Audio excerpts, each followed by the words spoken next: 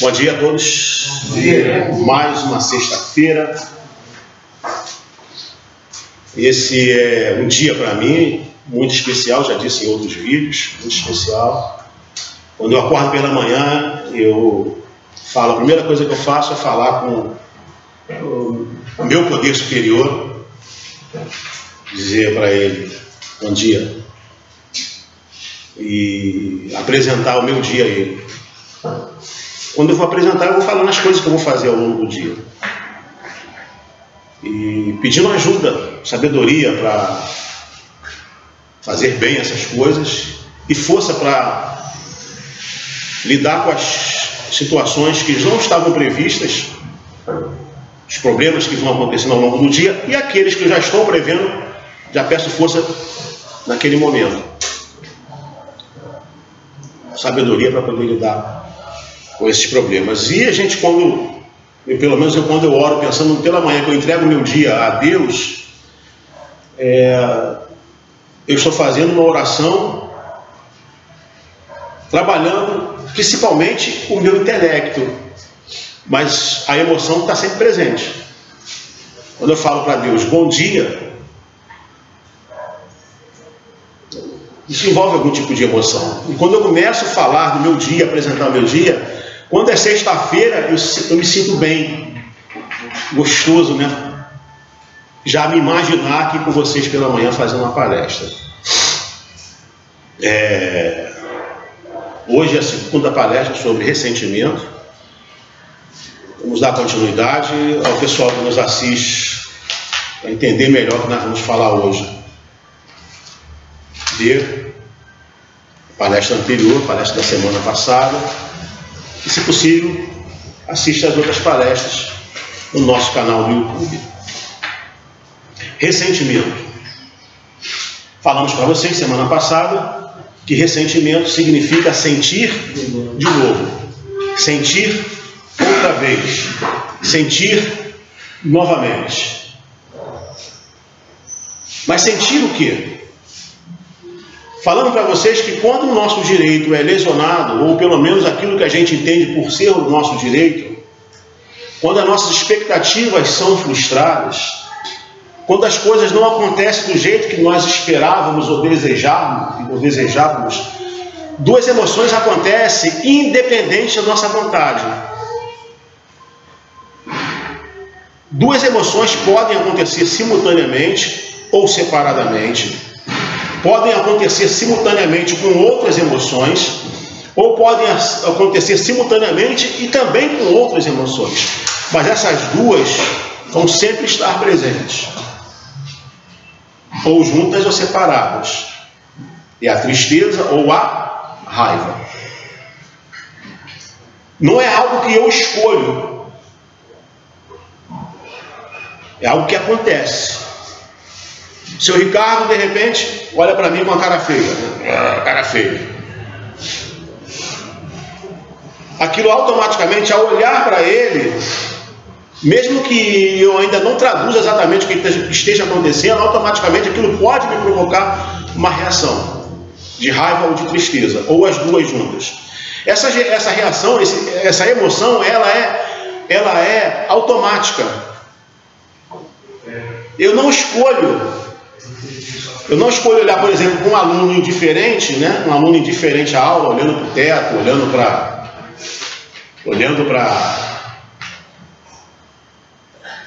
para longe, com um olhar distante, ou dormindo, e isso de repente vai me incomodar como? Porque vai provocar uma emoção que nessa circunstância é desconfortável. Nessa circunstância, que é a raiva ou a tristeza. Eu falei raiva e tristeza na primeira vez, ou falei outra emoção? Estou falando raiva e tristeza o tempo todo, né? Porque às vezes dá um revertério aqui, raiva ou tristeza. Então eu não escolho, não é que eu falo assim, eu não vou ficar com raiva, ou eu não vou ficar triste. Essa emoção, ela surge naturalmente. Mas o que eu vou fazer com essa emoção, aí sim, é uma questão de escolha, é uma questão de decisão. Como eu vou encaminhar essa emoção é uma questão de decisão. A primeira coisa que eu preciso fazer é reconhecer. Reconhecer que essa emoção está no sistema. Na medida que ela chega à minha consciência, na medida que eu detecto isso, né, que eu percebo que o sangue subiu, que eu percebo que o coração acelerou, aí que eu percebo essa sensação corporal, na medida que eu tenho essa percepção, é admitir. Admitir, em cima disso, vai acontecer algum tipo de interpretação. Eu posso interpretar assim: poxa, o cara está em abstinência, o cara está aqui, mas ele não tem capacidade para participar de um curso desse, é uma pessoa limitada, ou tem problema de psiquiatria. Esse tipo de raciocínio, de cognição, ele vai me levar, isso vai me levar a diminuir a minha insatisfação. Não quer dizer que ela vai embora, não, ela vai diminuir.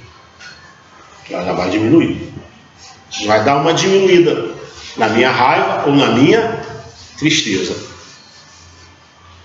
Se eu usar esses argumentos para negar a emoção de raiva ou tristeza, isso é racionalização. Lembra disso? Lembra dessa aula? Se eu uso esses tipos de argumentos de interpretação para negar, ou seja, para afastar a raiva ou a tristeza, isso é racionalização. Logo, eu não consegui escoar as minhas emoções. Então, mesmo sendo mais compreensivo, eu não posso justificar a pessoa. Sentimentos justificados são tão dolorosos como sentimentos não justificados. Quando eu consigo perceber que ele é limitado, eu não tirei a dívida dele. Apenas me deu uma melhor compreensão. Mesmo assim, eu ainda preciso perdoá-lo. Mas aí fica mais fácil, com essa compreensão, fica mais fácil querer perdoá-lo. Aí eu decido, eu quero perdoá-lo. Quando eu decido, eu quero perdoar, eu quero soltá-lo, quero liberá-lo emocionalmente. Quando eu faço isso, quando eu tomo essa decisão, porque eu já tenho uma informação, eu já tenho um conhecimento, que a gente aprendeu na aula passada, de que se eu perdoá-lo, vai fazer bem para quem? Para mim mesmo. Se eu perdoá-lo, vai fazer bem para mim mesmo. Se eu sou um aprendiz do Evangelho, eu preciso perdoar, porque Deus também perdoa as minhas falhas, meus erros, as minhas limitações. E se eu tenho recebido o perdão de Deus, automaticamente fica mais fácil perdoar. E se eu aprendo a perdoar, automaticamente fica mais fácil receber o perdão de Deus. Então eu valido a minha emoção, falo: não, eu estou chateado. Eu estou chateado, mas eu quero perdoar. Se não tiver nenhum outro bloqueio psicológico, a gente vai falar já já, se não tiver nenhum outro bloqueio, esse perdão vai fluir, o seu sentimento vai mudar.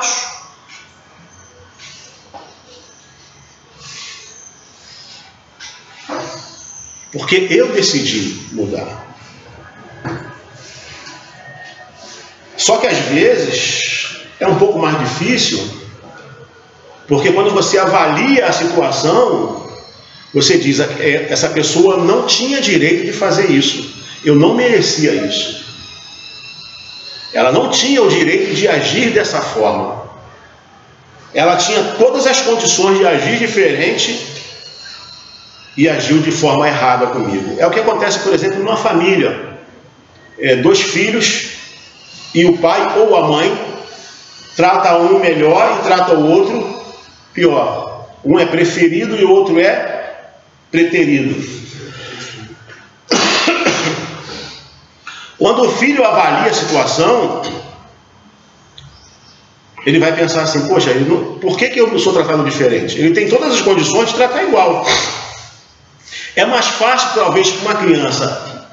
É mais fácil É mais fácil uma criança entender, e é uma questão cognitiva, entender aquele pai que bate em todo mundo, maltrata todo mundo, do que aquele pai que trata um bem e trata o outro mal. Porque aquele pai alcoolista que bate em todo mundo, a criança pode imaginar, é uma pessoa alcoolizada, é uma pessoa doente, é um sofredor. Se a criança faz isso, bloqueando o fluxo de tristeza ou de raiva, é racionalização. Se ela faz isso, o que é muito difícil para uma criança, obviamente, é por isso que a gente vai crescendo com problemas, porque uma criança perdoar desse jeito é quase impossível, é mais fácil a criança esquecer. O que acontece com a maioria de nós, é mais fácil esquecer. Mas é muito mais doído para uma criança, olha que coisa complicada, é muito mais doído quando ela vê que um é bem tratado, um é bem cuidado, um é protegido, e ele é que tudo de ruim vem para cima dele, ou dela, se for menino. A dor é muito maior. Outra coisa, quanto mais você ama, maior é a sua dor. Quanto mais você ama, quanto mais você espera daquela pessoa, maior é a sua dor. E aí, a maioria das vezes, quanto mais você ama, é muito mais fácil surgir a tristeza do que a raiva. Uma tristeza profunda.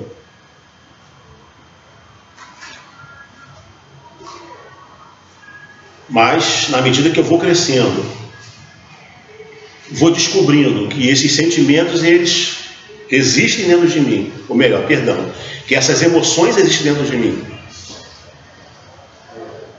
E vou entendendo as cognições, as interpretações, a minha forma de ver a vida, que foram associadas a essas emoções, eu posso mudar essas interpretações e dar vazão a essas emoções.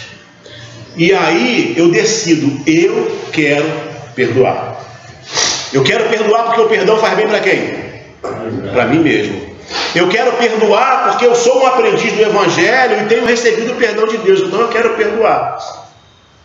Quero perdoar aquele que é mais fácil entender porque ele é um bruto, mas quero perdoar aquele que eu também não entendo. Porque entender uma pessoa não é a mesma coisa que justificá-la. Se eu justifico, não preciso de perdoar. E vocês vão entender isso já já, de uma forma melhor ainda, que eu vou contar um exemplo, uma ilustração, uma história, que vocês vão entender isso melhor. Entender isso de uma forma mais completa. Já já. É só mais um pouquinho. Já chego lá. Primeira coisa, tomar essa decisão. Eu quero perdoar. O perdão faz bem para mim. O perdão me traz alívio. O perdão vai me dar saúde. Deus espera que eu perdoe.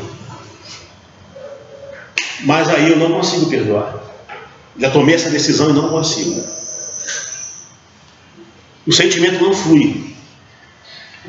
Jesus nos ensina algumas coisas que podem ajudar o perdão, mesmo que seja o seu inimigo. Ele diz: orai pelos seus inimigos, orai pelos seus inimigos, bendizei os que vos perseguem. Ele não está dizendo que você vai procurar o inimigo e falar: oh, eu quero jantar com você, né?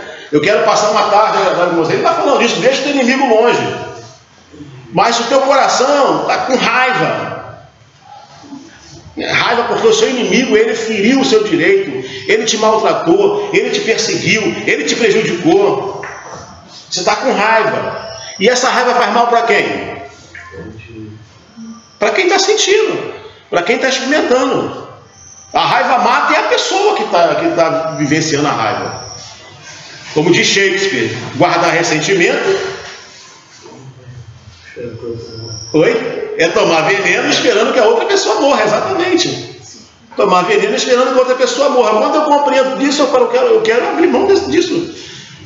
É meu inimigo, mas eu não quero alimentar essa emoção, esse sentimento dentro de mim. Mas não consigo. Começo a orar com ele. Senhor, abençoa a vida dele, permita que ele seja feliz, permita que ele se encontre contigo, que ele seja... Isso faz o aprendiz do Evangelho. Quando ele muda a atitude dele, aos poucos o sentimento vai mudando. Quem nos ensina isso? Um dos primeiros psicólogos, aliás, chamado pai da psicologia moderna, William James. Os sentimentos mudam quando nós mudamos as nossas ações. Os sentimentos seguem as ações. Muda as suas atitudes. Carlos, eu fiz isso e não consigo me livrar dele, né? Não consigo me livrar dessa sensação de descontentamento em relação a outra pessoa, de raiva, de tristeza, de mágoa. Então a gente vai recorrer ao nosso poder superior. Ou uma análise, né?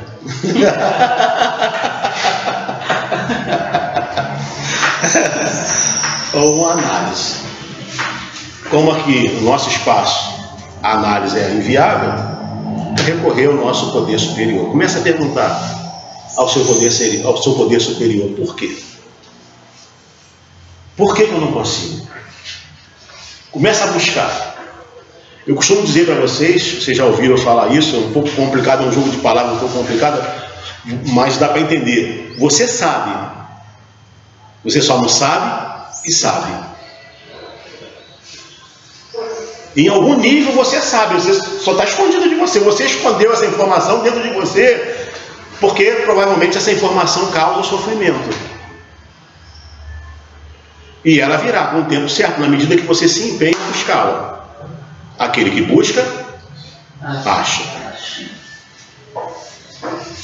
E aí vem a história que eu quero contar para vocês. Eu já partilhei essa história para vocês em uma das nossas palestras, que não foi gravada, uma das nossas palestras, já partilhei essa história, não é algo inédito para vocês. Uma jovem se converteu aos 17 anos, foi para a igreja, começou a se envolver com a fé cristã, a se envolver com as coisas de Deus, com o evangelismo, com a liderança da igreja. E nesse envolvimento a igreja evangélica e a igreja cristã de uma forma geral e os segmentos que usam a Bíblia, que usam o Evangelho, sempre falam de perdão, que é um assunto que na Bíblia é recorrente. Então o aprendiz do Evangelho, seja ele em qual religião estiver, o perdão é um tema recorrente.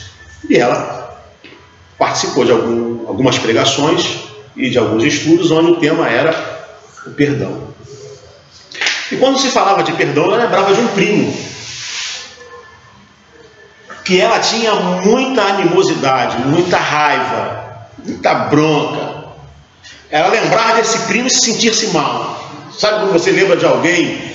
É só lembrar da pessoa que te traz um desconforto, é só a imagem da pessoa vir, a sua mente já mexe com você. Imagino que alguns de vocês deva ter isso quando me vê chegando, né? Daí quando eu me lembro. Mas ela, quando via esse primo, então, tinha quase que passava mal. Tem gente, inclusive, que tem nauseamento. Tem pessoas que apresentam nauseamento quando vê pessoas que têm aquele sentimento ruim. E aí, ela na igreja, ela falou assim, poxa, eu quero perdoar meu primo. Eu quero me livrar disso. E ela começou a aprender esses princípios. O primeiro princípio, isso está fazendo mal para quem? Ela pensou, para mim? Para mim, meu primo não está nem aí se eu gosto ou eu deixo de gostar dele, isso não afeta nada a vida dele, continua do mesmo jeito. Nem mesmo. Por que ela tinha tanta raiva desse primo? Porque uma época eles estavam vendo televisão e discutindo por causa de um canal de televisão. O primo foi assim, né? Ela tirou do canal que ele estava vendo, ele botou de volta, ela tirou de novo, aí ele foi, pá! Deixa eu botar, não para sair muito aqui não. Ele foi, pá! deu aquele tapão na cara e falou: vai ficar nesse canal, na marra. Ela se sentiu violentada, violada. Aí não tinha. Ele era tratado como filho e ficou por isso mesmo. E aí lá na frente, quando ela se converte, antes de se converter, ela tinha raiva dele, aquilo não a incomodava em nada. Ela tinha raiva e ela achava que tinha todo o direito de ter raiva dele. E o cara era realmente, eu cheguei a conhecer esse indivíduo, era uma pessoa realmente difícil de lidar. Morreu alguns anos atrás, morreu bêbado, estava bêbado, morreu atropelado, estava bêbado, se descuidou, veio o carro e... Mas era tão difícil que a sua vida praticamente morou sozinho. Mas essa é a história dele. E ela disse: eu quero perdoar. Até ela se converter, ela vivia aquela raiva, né? Olhava para ele com nojo, com raiva, continuava fazendo mal a ela mesma, mas ela não estava nem aí. Ela se achava no direito de ter raiva. Eu tenho esse direito. Como se aquela emoção e aquele sentimento, como se isso fosse que estava fazendo mal a pessoa. Olha a fantasia. Né? E na nossa fantasia é isso, o outro está sofrendo também. Quando isso pode não atingir, a pessoa pode não estar nem aí, porque aquilo que a gente está sentindo pode atingir se a pessoa gosta da gente, que é a proximidade, que é a reconciliação. Aí pode atingir, mas se a pessoa não está nem aí, nem se importa com isso, isso não atinge o outro em nada. Mas ela vivia com essa fantasia. Mas aí quando ela se converte, que ela começa a ouvir palestras de perdão, ela: peraí, eu estou fazendo mal para quem? Para mim mesmo.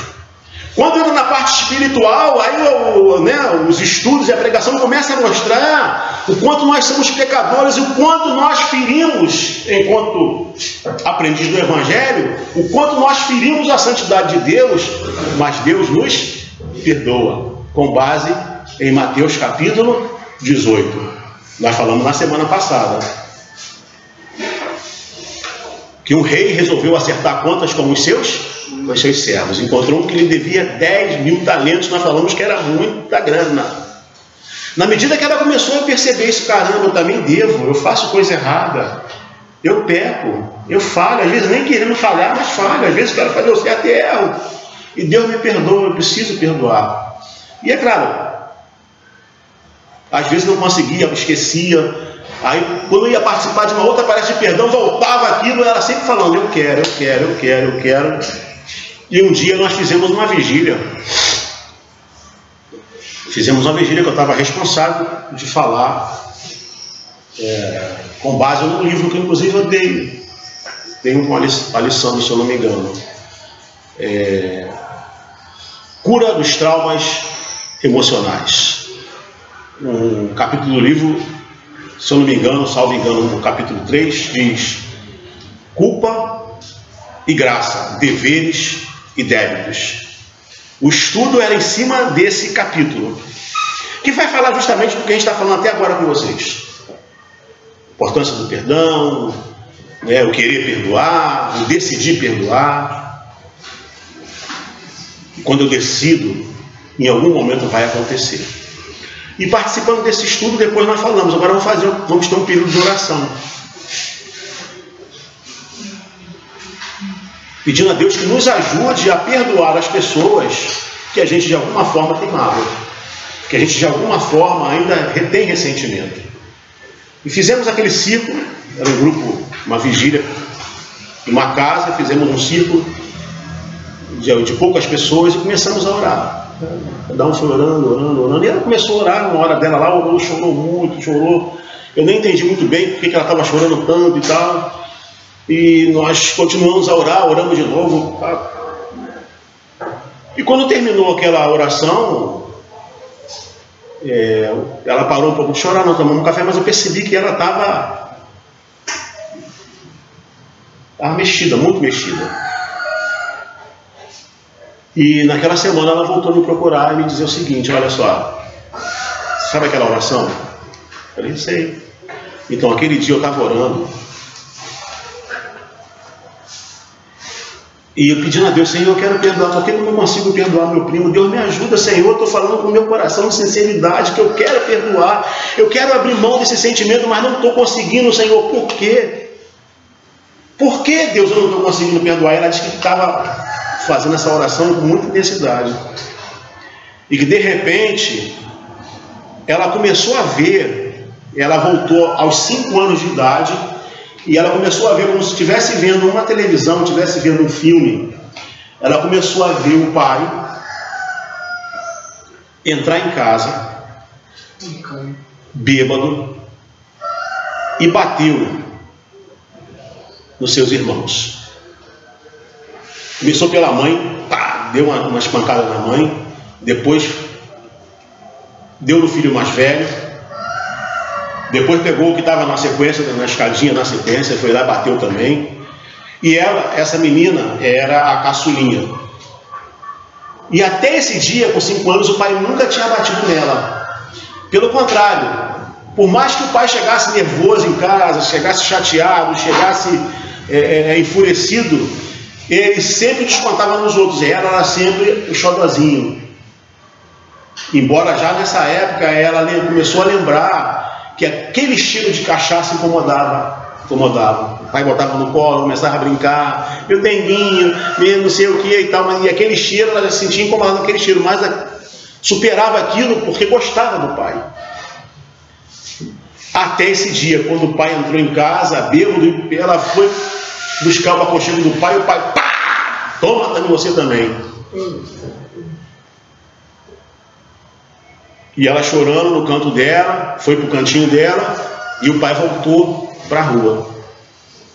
Aí ela pensou no seu universo infantil, meu pai fez isso porque ele está muito chateado, está muito nervoso, é por isso que ele fez isso.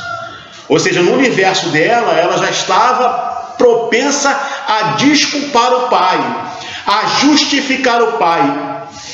Isso não é perdão. O pai bebendo cachaça rindo e ganhando. Justificação não é perdão. Ela estava pronta para justificar esse pai. Quando ela vai, que ela abre o cordão, que ela vai para a rua, que ela anda alguns metros, que ela chega próxima à barraca onde o pai bebia, ela vê o pai rindo, brincando com os amigos. Aí aquilo é como se fosse um balde de água fria, ela gelou, tum. Porque até então ela estava dizendo para ela mesma, meu pai está nervoso, meu pai está chateado, meu pai está amargurado de espírito. Obviamente que não nesses termos, mas é o que ela estava entendendo. Mas quando ela chega próxima à barraca, ela vê um pai brincando, um pai feliz, um pai rindo. Aquilo gela, pum. E aí a raiva vem com toda a força. Aí ela fica com raiva desse pai. O que era tristeza se transforma em raiva. E ela começa a se afastar desse pai. Mas o discurso da família, inclusive da própria mãe, é sempre um discurso que ela está ouvindo falar para os mais velhos, mas ela está captando também, não pode ter raiva de pai e mãe não se pode ter raiva. E então entra uma nova interpretação, uma interpretação que vai contra aquilo que ela estava experimentando no nível emocional. Eu tenho uma emoção, mas é uma emoção que eu não posso ter. Eu não posso ter raiva do meu pai. E ela voltou a congelar essa emoção. Continua vivendo com o pai uma vida um pouco já separada, tentando fugir desse pai. Já não havia todo aquele carinho por esse pai, mas congelou a raiva. Os anos se passaram e veio esse primo e pá! A mente automaticamente pensa, a mente, como eu digo, gente, inconsciente. Finalmente encontrei um meio de escoar. Finalmente encontrei um lugar para escoar essa emoção presa, me fazendo mal. Olha só, porque sem que a gente tenha consciência, nós sempre vamos trabalhar pela vida. Nós sempre vamos trabalhar pela felicidade.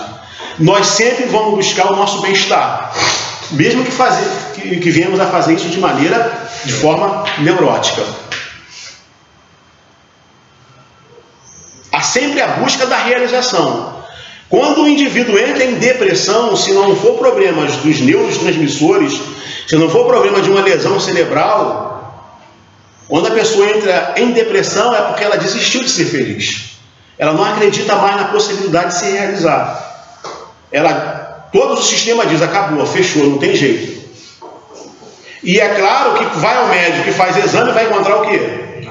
Vai encontrar que houve mudança na neuroquímica do cérebro. Mas a grande questão a se descobrir é a seguinte: foi a mudança neuroquímica que causou essa perspectiva de vida, ou foi essa perspectiva de vida que mudou a neuroquímica? E é preciso estar atento a isso, porque se você muda apenas a neuroquímica sem mudar a maneira de enxergar a vida, o que vai acontecer? Nada, a pessoa vai voltar a ter depressão, se não sabotar a própria medicação. Percebe o que eu estou falando, gente? Isso vai ficar quando a gente falar de depressão, vamos falar sobre isso mais profundamente. Mas assim, se a gente não entrou em depressão, nós vamos sempre trabalhar para encontrar realização. Então, aquela raiva que estava fazendo mal a ela, que estava retida, estava assim, porque não tinha onde escoar. Quando o primo foi lá e pá! Aí ela, do meu pai eu não podia ter mais de você, eu posso. E jogou nele toda aquela raiva que estava retida, estava escondida, estava engarrafada. Joga nesse primo. Agora ela encontrou a realização, né? Agora ela voltou, desculpe uma expressão forte, voltou a gozar. Porque quando você joga a tua raiva para fora, há um gozo nisso, não é verdade? Quando você pode se vingar, há um gozo nisso. Não é gostoso às vezes a vingança? Não é? Há um gozo. Agora sim, agora eu vou. E aí ela estava bem. Até se converter. Até se converter. Quando ela se converte, aí entra um novo conflito, porque eu, como crente, não posso ter raiva do meu primo. Aí ela, eu quero perdoar. Só que quem ela precisava perdoar antes de perdoar o primo? O pai. E quando ela pergunta, Deus, me ajuda, por que eu não consigo perdoar o meu primo? Aí ela vê essa menina de 5 anos. O pai entrando, ela vê isso como se fosse um filme. Ela não só vê, e aí que está, né, a nossa capacidade de pensar, de sentir, de imaginar. Ela não só vê, ao mesmo tempo que ela vê, ela está dentro do filme. Se você perceber, o sonho acontece muito disso. O sonho você vê e vive. Você vê e vive. Ela não só vê, ela experimenta toda aquela carga emocional. O que ela estava fazendo? Quem se lembra das nossas primeiras palestras nessa sequência? Relembrar, reviver, para resolver. Ela estava relembrando ao ver a cena. Ela estava revivendo, a resgatar aquelas emoções que estavam presas. E estava buscando como resolver aquilo. Ela já tinha informação de como resolver. Qual era a maneira de resolver, gente? Perdoando. Muito bem. Mas não era muito fácil. Ela levou 1 semana chorando. 1 semana. Cada pessoa tem uma forma de lidar com isso. Tem gente que chora alguns minutos. Tem gente que não chora, sofre sem chorar. O sofrimento não precisa ser com choro. Tem gente que demora 1 semana. Tem gente que demora 1 mês. Mas o importante é que, uma vez iniciado o processo, ele precisa ser continuado. Porque eu posso embarrear tudo isso e jogar tudo isso de novo para os esconderijos da mente. O que a gente faz com muita frequência é o tal do esquecimento. Esquecer é um problema. Esses dias eu estava vendo na internet, aí alguém estava falando de um jogo de futebol, acho que do Verdão, e disse assim, é um dia para esquecer. Bom, esquecer que seu time sofreu um vexame é uma coisa. Esquecer uma violência que você sofreu sem resolver é outra. Quando a gente esquece sem resolver, a gente não pode perdoar. Logo, está esquecido no nível consciente, mas continua me fazendo mal no nível inconsciente. Já apliquei todos os processos. Apliquei o processo de William James.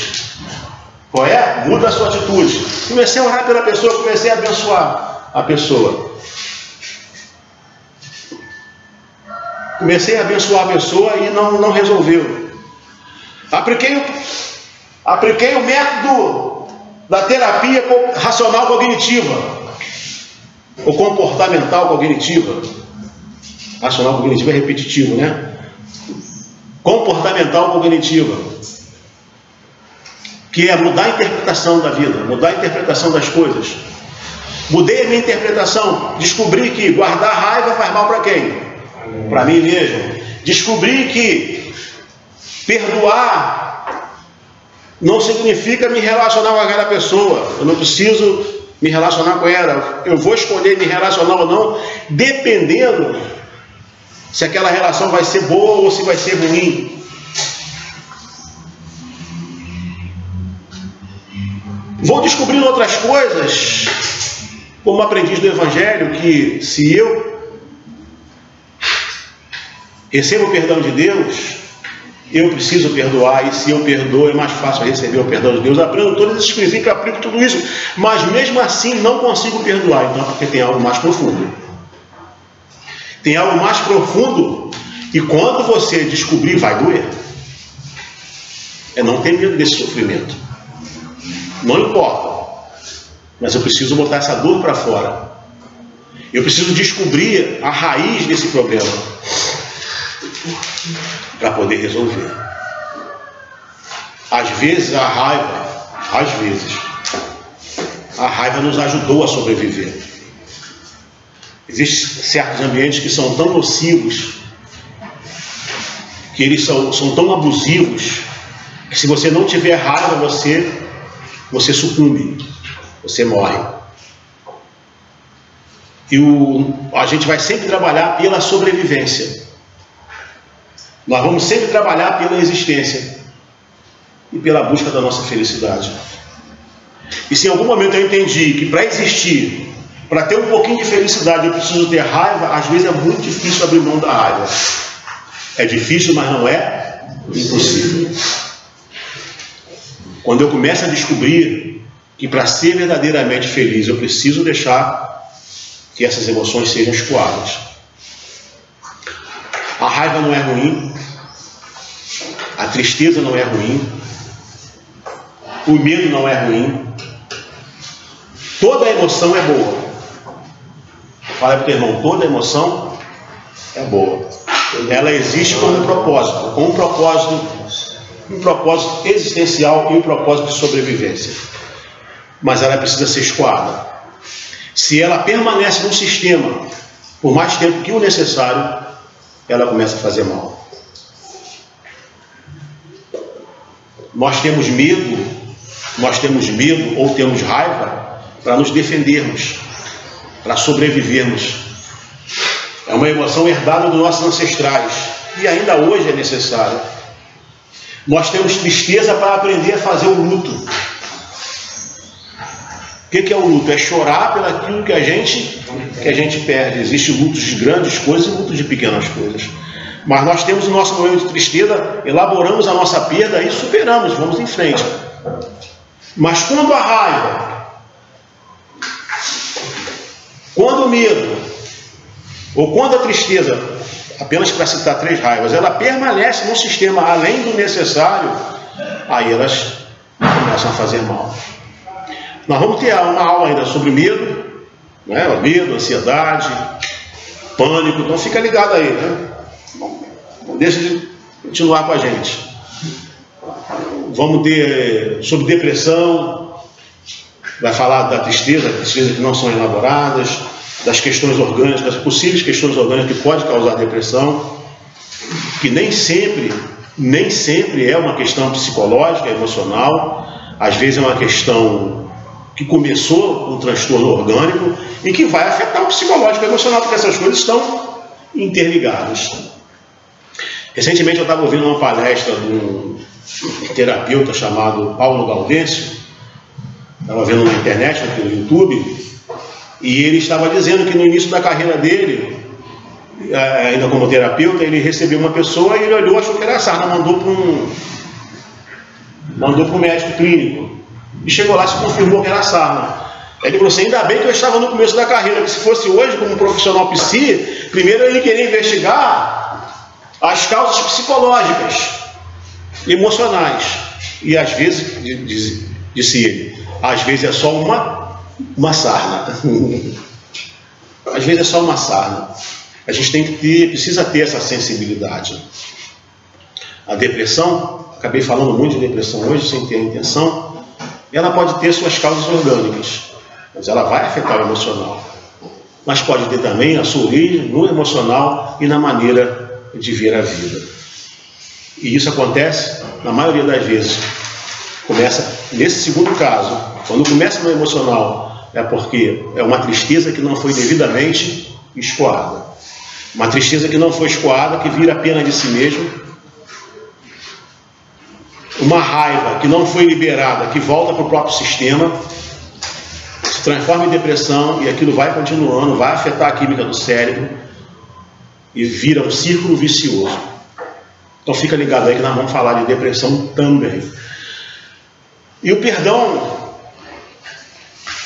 nos ajuda a se livrar dessas doenças, né? Desses transtornos.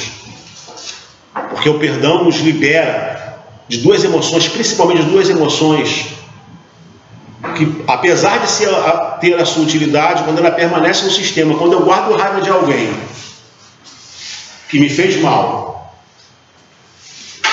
há muito tempo atrás, eu guardo raiva dessa pessoa, essa emoção que não é descarregada está fazendo mal para quem? Para mim mesmo. Quando eu fico triste com alguém que me fez mal há muito tempo atrás e não descarrega essa tristeza, está fazendo mal para quem? Para mim mesmo. Então, a importância do perdão. Promoção de saúde. Eu preciso falar disso de alguma forma. Nós falamos algumas palestras atrás sobre culpa e falamos de confessar o nosso pecado a alguém. Lembram disso? Confessai as vossas culpas uns aos outros. Tiago 5,16. Confessai as vossas culpas a Deus. 1 João 9. Se confessarmos os nossos pecados. Agora vai ao contrário, nós precisamos confessar a culpa do outro, o erro do outro. Eu preciso confessar isso. Não basta toda essa elaboração psicológica, mental, se eu não tenho espaço para falar disso. Eu preciso falar. E quantas vezes é no falar que a gente vai descobrindo que as coisas é mais profunda. Eu procuro um conselheiro, eu procuro uma terapia, eu procuro um profissional de psicologia e começo a falar da mágoa do meu primo que bateu no meu rosto. Na medida que eu estou ali falando da mágoa do meu primo, a minha mente ela quer fazer as devidas conexões. É que eu não estou deixando por uma medida de defesa. Lembra das aulas de mecanismos de defesa? Lembram disso? Você aí que nos assiste, dá uma olhada lá. Tem várias aulas sobre mecanismos de defesa. Eu estou em conflito, porque um lado meu quer resolver, mas quer achar gestalt, quer fechar. Mas um outro lado meu fala, não pode isso aqui. Traz dor. E na medida que eu falo, encontro uma pessoa que pode estar ali me ajudando, me acolhendo, me dando apoio emocional para botar essas coisas para fora, eu coloco. É a chamada confissão. Eu preciso, às vezes, confessar o erro do outro. Falar o erro do outro. E às vezes é importante falar com a própria pessoa. Às vezes. E às vezes esse falar com a própria pessoa não precisa ser com a pessoa de hoje. É a pessoa que você guardou no seu coração. Imagine que essa pessoa morreu. Você pode falar com ela? Não. Mas você pode trazer a imagem dela para você e falar com essa imagem, a imagem que você guardou dela. Você pode lembrar de falar que já teve com ela. Para algumas pessoas, isso é muito complicado porque ela diz isso não é real. Você imagine se aquela menina, se aquela mulher que estava pedindo ajuda a Deus para perdoar o primo, quando ela começasse a ver a criancinha dela, começasse a ver o pai, ela dissesse: mas isso já é passado, isso não importa mais, isso já passou, o passado já era. Se ela corta isso dizendo que isso já é passado, ela não conseguiria alcançar o perdão. Há um grande erro, inclusive na área de psicologia, é que achar que o tempo da física, o tempo cronológico, pelo menos da física, da física de Newton, porque existe agora uma outra área da física que até isso é questionável, a tal da física quântica, mas enfim, até onde nós sabemos, o tempo ele é linear. O que é a coisa linear? Uma coisa acontece de cada vez e elas vão se sucedendo. O que ficou para trás, ficou. Importa o que acontece daqui para frente. As nossas emoções, elas não são lineares. O inconsciente, ele não é linear. Você lembra de uma coisa que aconteceu há 50 anos atrás. Se aquilo não foi devidamente resolvido, você volta a se sentir da mesma forma. Enquanto você não escoar aquela emoção não está no passado, ela está no presente. Ela só vai para o passado quando você conseguir escoá-la e dar as devidas elaborações. Enquanto não fizer isso, ela é presente. Por mais que eu diga isso não é real, pode não ser real do ponto de vista dessa realidade, dessa física, com base na física de Newton, mas é uma realidade emocional. Quando eu fecho os olhos e vejo uma pessoa, eu, por exemplo, fecho os olhos e vejo meu pai com 40, meu pai hoje tem 80, vejo meu pai com 40 me fazendo mal, me batendo, me espancando.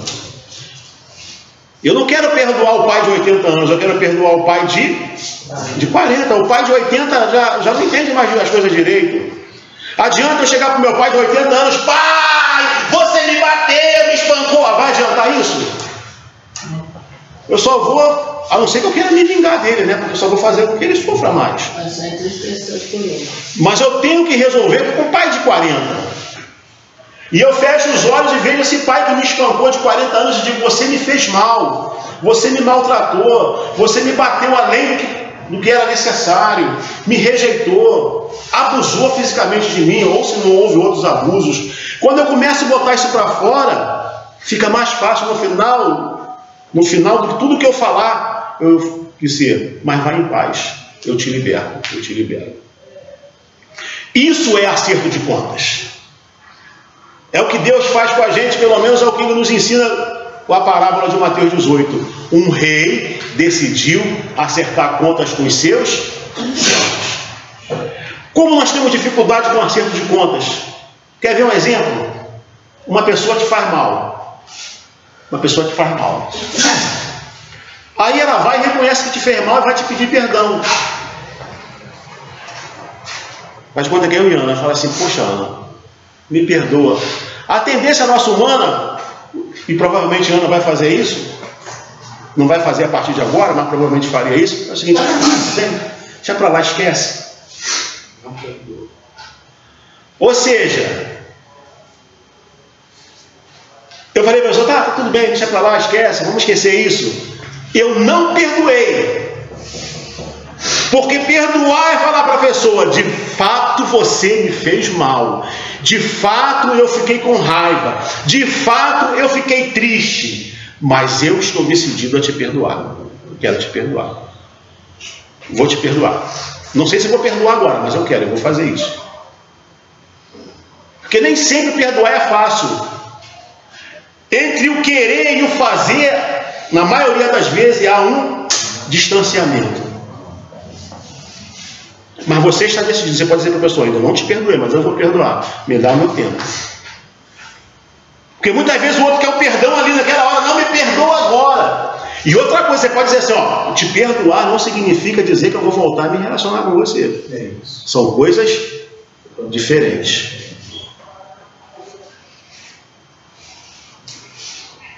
Esse é o acerto de contas. Um rei decidiu acertar contas com José Amoroso. Você me deve, cara, me paga. Mas não tem como pagar.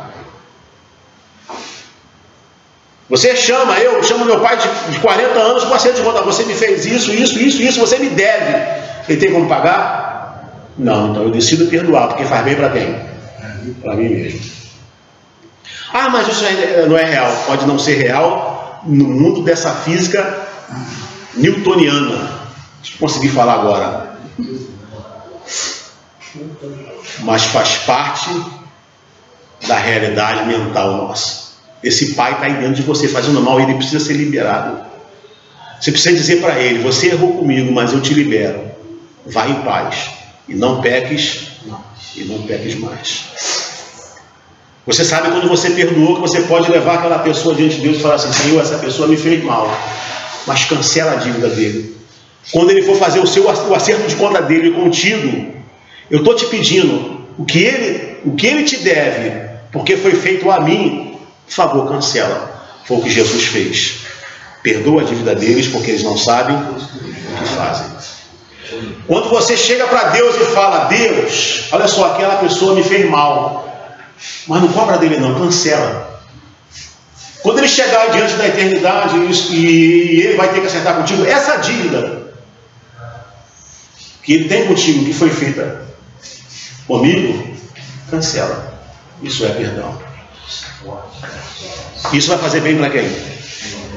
Para você mesmo.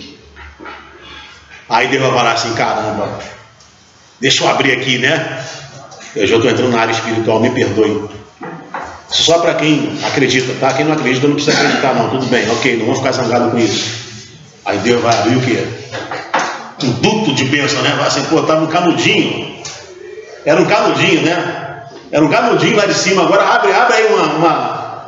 Já viu aqueles troços da Petrobras que passa óleo da Petrobras? Né? Ou aqueles dutos de água da SEDAI? Era um canudinho, né? A bênção de Deus fluía para você por um canudinho. Aí quando você tem essa atitude, Senhor, eu libero. É isso que acontece no mundo espiritual. A matemática de Deus é diferente da nossa matemática. Quando você, Senhor, eu quero é quem se vinga dele. Tá bom, eu vou fazer o que você quer, mas aí também, ó, se prepara, porque é o mesmo retorno para a tua vida. Ok, é o mesmo, você está no seu direito. Você pode reivindicar o seu direito agora. É o mesmo retorno para a sua vida. Entender isso faz toda a diferença. Mas, gente, nós somos limitados, né? Precisamos da ajuda de Deus para que nossa mente se abra, se expanda. Sem essa ajuda, nós não vamos conseguir. Deus, entenda que Deus, para quem nos assiste principalmente, como o seu poder superior, Deus como você o concebe, não da minha maneira, mas você vai buscar esse entendimento à sua própria maneira. Como psicólogo não me cabe pregar o Evangelho, né, em nenhum tipo de religião, mas é inevitável, como faz o Naranon, como faz o AA, como faz o NA, de falar que existe algo mais além daquilo que enxerga os nossos olhos. Nós vamos fazer com vocês uma vivência, e vai ser só com vocês o Viviana para desligar.